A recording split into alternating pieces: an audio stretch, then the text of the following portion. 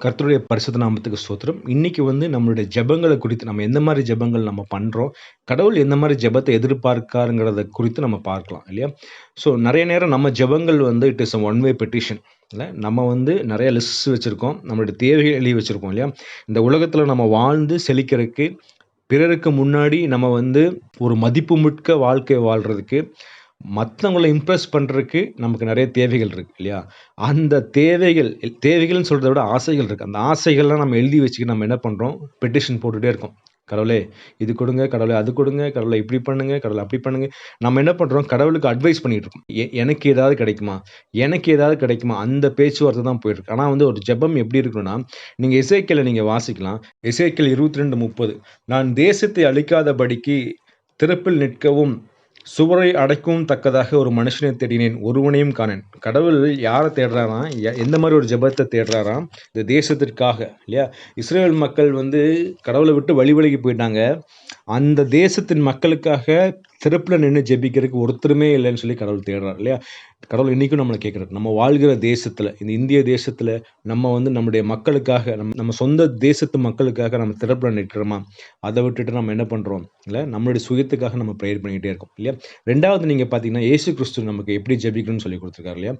லூக்கால 22:40 நான் வாசிக்கிறேன். அவிடத்தில் சேர்ந்த பொழுது அவர் அவர்களை நோக்கி, நீங்கள் சோதனைக்குட்படாதபடிக்கு ஜெபம் பண்ணுங்கள் என்று சொல்லி இல்லையா? கடவுள் என்ன சொல்றாரு? இயேசப்பா என்ன சொல்றாரு? நீங்க எதற்கு ஜெபம் பண்ணணும்னா, சோதனைக்குட்படாதபடிக்கு இல்ல.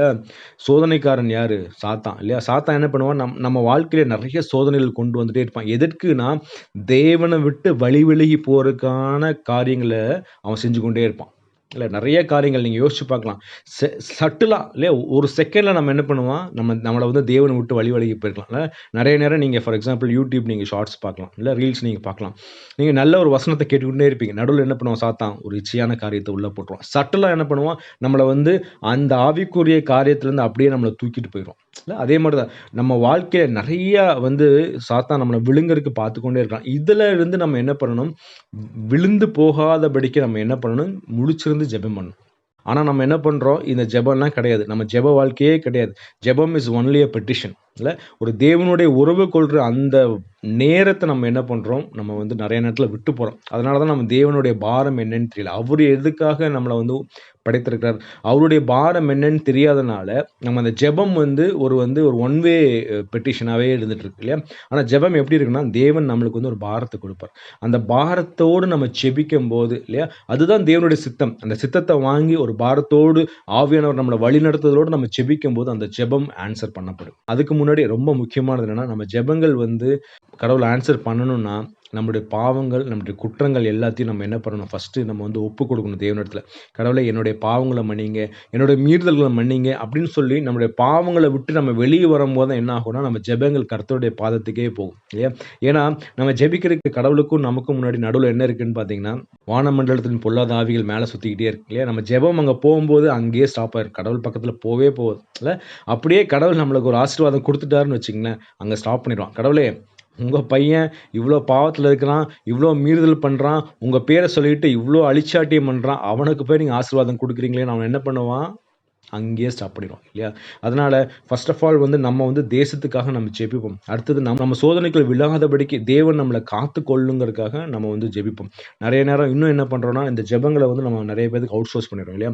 மேபி நீங்க சர்ச்சஸ்ல நெறைய பார்க்கலாம். இல்ல சிஸ்டர் எங்களுக்கு இதுக்காக பிரேயர் பண்ணுங்க சிஸ்டர், பிரதர் எங்களுக்கு இதுக்காக பிரேயர் பண்ணுங்கன்னு சொல்லிட்டு அவங்க என்ன பண்றாங்க? ஒரு பெட்டிஷன் நம்மகிட்ட குடுத்துட்டு, இல்லன்னா நம்ம வேற யாருக்கிட்டாவது குடுத்துட்டு நம்ம கிளம்பி போயிரும். ஆனா தேவன் சொல்றாரு, நீ ஜெபம் பண்ணுப்பா.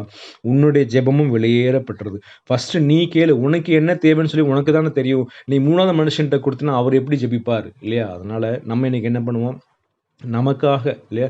நம்முடைய ஆவிக்குரிய காரியங்களுக்காக, ஆவிக்குரிய வரங்களுக்காக, இந்த இந்த சோதனைக்காரன் குடுக்குற சோதனையிலிருந்து தப்பிப்பதற்காக நம்ம ஜெபிப்போம். ஏன்னா மாம்சம் ரொம்ப வீக்குங்க.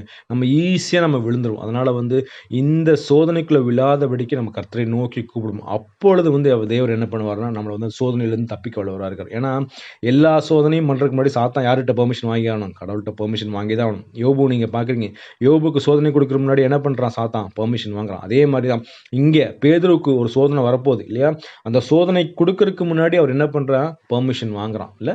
அதனால் நமக்கு கொடுக்கப்படுற சோதனை எல்லாமே நம்மளால் தாங்க முடியும். அந்த சோதனை மட்டும்தான் தேவன் கொடுக்குறாரு. நம்மளால் தாங்க முடியாத சோதனைகள் எதுவுமே வராது. அதனால் விசுவாசத்தோடு ஜெபிப்போம். இந்த சோதனையிலிருந்து நம்மளை தேவன் காப்பாற்றுவார் அப்படின்னு சொல்லி விசுவாசத்தோடு ஜெபிக்கும் போது நம்ம என்ன சோதனை இருந்தாலும், இந்த உலகத்தில் என்ன விதமான கஷ்டங்கள் வந்தாலும், நம்ம ஈஸியாக நம்ம தேவனுக்காக வைராக்கியமாய் நின்று அவருடைய சுத்தத்தை செய்யறதுக்கு தேவன் நமக்கு பலனை கொடுப்பார்.